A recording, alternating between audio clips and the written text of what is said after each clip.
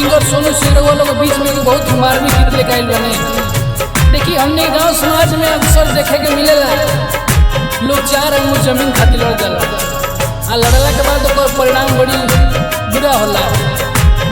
यहाँ तक मामला केस फौजदारी तक भी पहुँच जाला और सही दो भाई आपस में लड़ गए बड़े, मामला केस फौजदारी तक पहुँचल। आई सुनो आगे का दौरत दौरत कोर्ट कचहरी हो,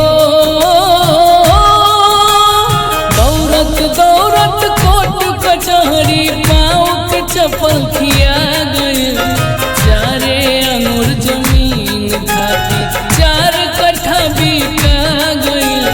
4 अंगुर जमीन खाती 4 कट्ठा बिका गई।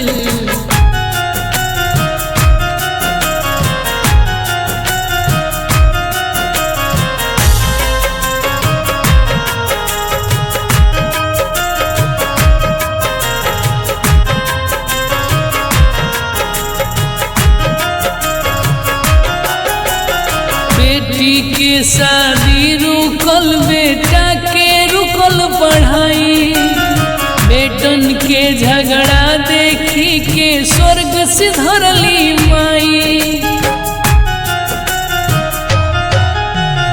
बेटी के शादी रुकल, बेटा के रुकल पढ़ाई। बेटन के झगड़ा देखी के स्वर्ग से धरली माई। जीवन भर के कमाई समार लड़ते में ही उड़ा गई। 4 अंगुर जमीन खाती 4 कट्ठा बिका गई। 4 अंगुर जमीन खाती 4